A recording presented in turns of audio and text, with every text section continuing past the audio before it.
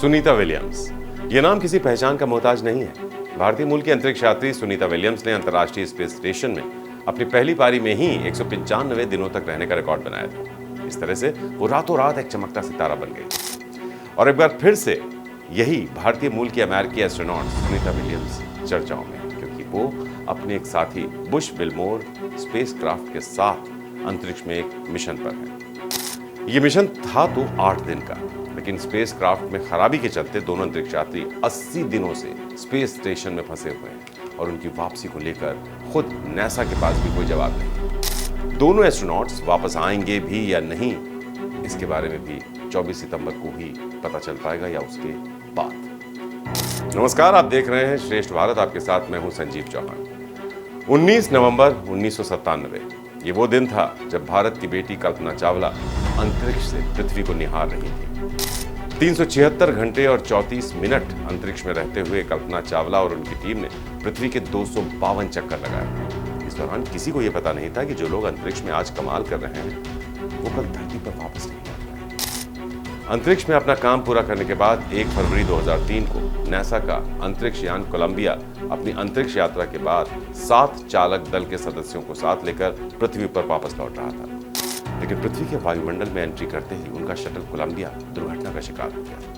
धरती पर मौजूद लोग बताते हैं कि जब ये शटल पृथ्वी की ओर आ रहा था तो ऐसा लग रहा था जैसे कोई आग का गोला आसमान से धरती की तरफ गिर रहा। उस दुर्घटना में सभी अंतरिक्ष यात्रियों की मौत हो गई थी। उनमें भारत की बेटी कल्पना चावला भी एक थी, जो उस वक्त सिर्फ 40 साल की थी। अगर उस दिन वो हादसा ना होता तो आज की तारीख तक कल्पना चावला न मालूम कितने नए कीर्तिमान रच चुकी होती।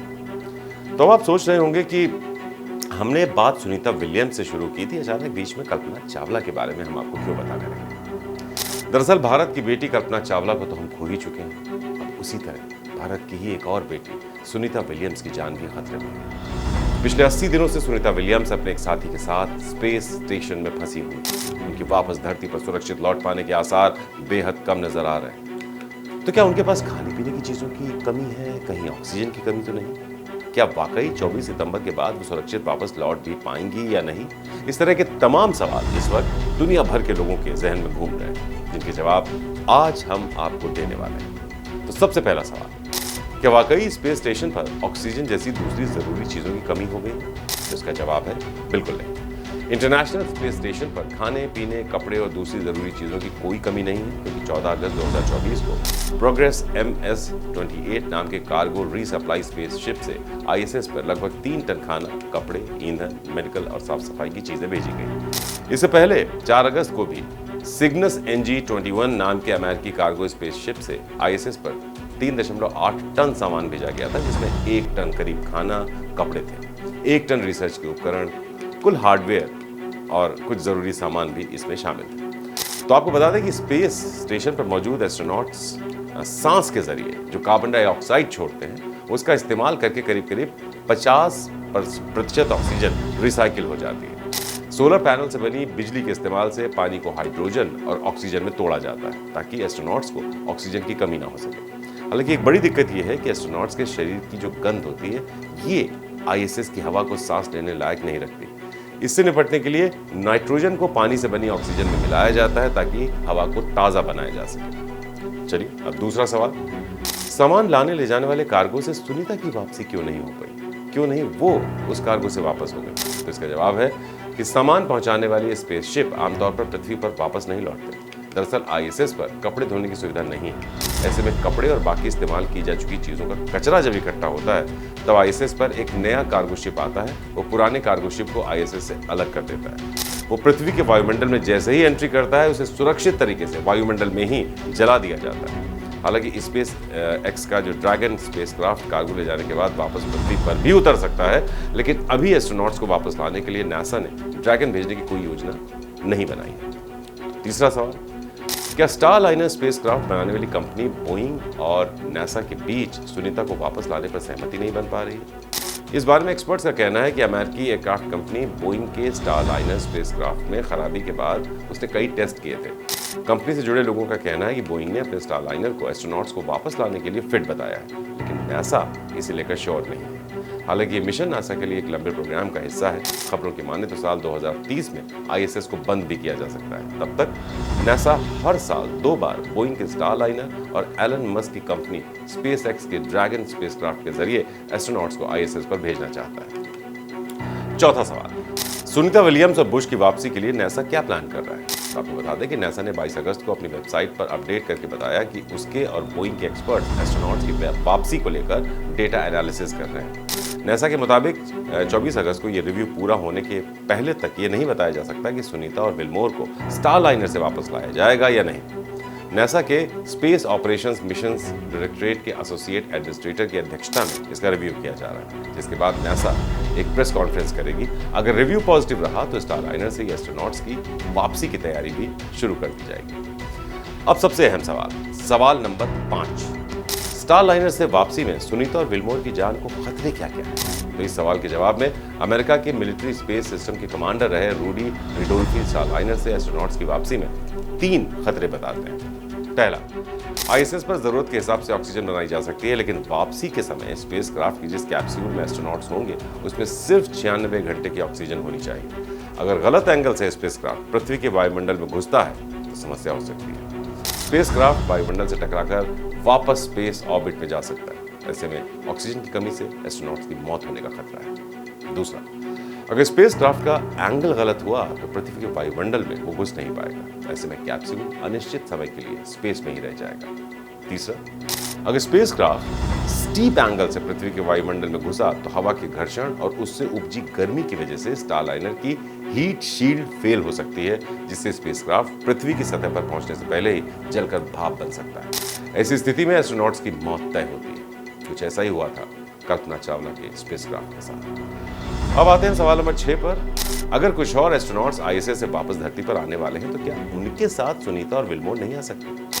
असल में नासा का एक्सपीडिशन 71 नाम का एक अभियान 5 अप्रैल 2024 को शुरू हुआ था, जो सितंबर 2024 में खत्म होगा। इस मिशन के लिए कुल 9 एस्ट्रोनॉट्स अभी आईएसएस पर मौजूद हैं। इनमें सुनीता और विलमोर के अलावा 4 अन्य अमेरिकी और 3 रूसी एस्ट्रोनॉट्स हैं। इनमें से कुछ रूस के स्पेसक्राफ्ट सोयूज MS-24 से आईएसएस पहुंचे थे और एक्सपीडिशन 71 में शामिल होने के लिए वहीं रुक गए, जबकि कुछ मार्च को सोयूज M-25 पर सवार होकर आईएसएस क्रू में शामिल हुए थे। इसमें 3 लोगों की ही जगह है, इसलिए बाद में गए 3 लोग इसमें सवार होकर 24 सितंबर को वापस लौट आएंगे।